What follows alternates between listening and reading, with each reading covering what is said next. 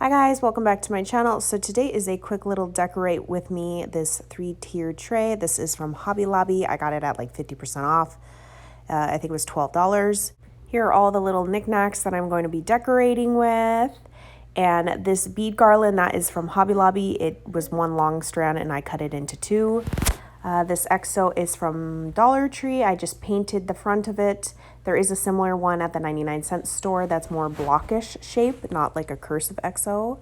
These little house shape things, shadow boxes, are from Dollar Tree. I just lined them with some cardstock paper.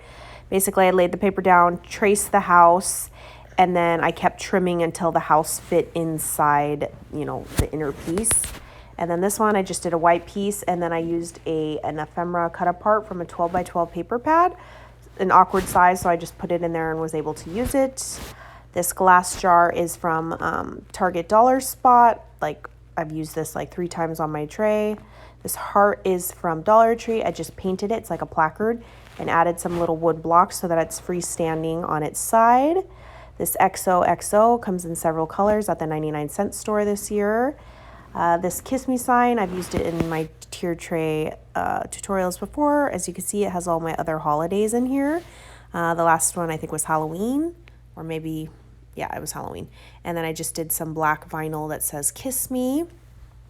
This Be Mine cup is from the Dollar Tree or the 99-cent store. I just painted the inside with some paint and did some skinny font on defont.com to do Be Mine, kind of like Ray Dunn. This heart is from the 99-cent store. It's a freestanding one. And then this was inspired by the Pink Hutch on Instagram. She always has shaker things on her wood elements. So I kind of just did 2 little hearts and made a shaker on this little piece. And this piece is from Dollar Tree. It's actually the birdhouse.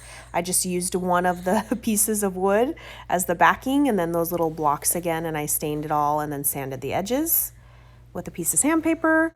This little gumball machine can be found at like 3 different stores. I just did some heart-shaped perler beads from Hobby Lobby. I added a little foam sticker to the front because I felt like it was too much black, so I wanted to break it up.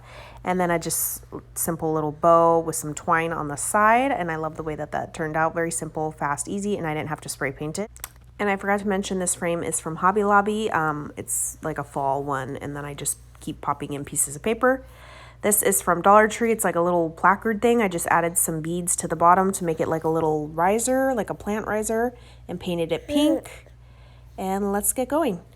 So the first thing is you try to do all your bigger pieces. These houses, I wanted them to fit so bad, and they didn't. So I'm just going to put them on the windowsill, kind of staggered, layering behind each other.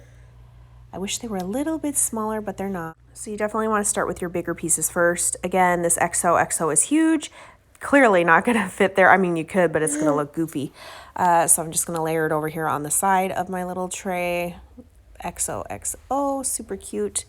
And then, again, moving on with your big things, definitely fill those in first, and then all your little knick-knack stuff can go in after the fact. So the cup, it does have a tapered edge, so it fits in the center of this tier tray.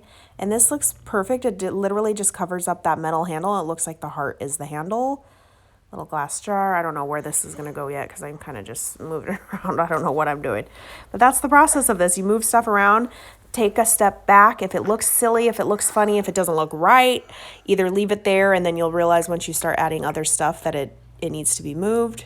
So you just move stuff around, layering this all up, and then you want to add all of your leaves and stuff last. So here I'm just trying to move this little plant riser or cupcake riser, whatever you want to call it, wood riser. I think that's the proper name for it.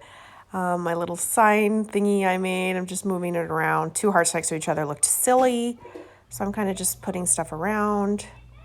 This XO, super cute. Again, just move stuff around. I'm going to put it on this little riser. I think I like the way that looks better, like the heights of different things. Now I'm going to go ahead and add all these leaves. I am going to have to lift some of these pieces up and put them on top of the leaves because it just was too much. It was too covered, So there we go. It's kind of hard to get them to stand now that it's on an uneven surface.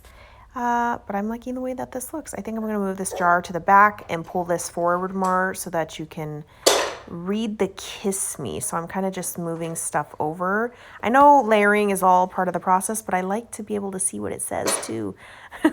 So here I'm adding leaves to the middle section. The cup does get covered a lot by this wood piece. I wish it was a little bit smaller, but it's not, but it looks fine. In the end, you can kind of like read what it's gonna say. So my finger was covering the camera, but I did go ahead and add that wood bead garland. I always have it cascading down. I start in the middle and I have it coming out of the cup, and it kind of just layers and flows down into the bottom tier, and then from the bottom tier it flows down to the countertop.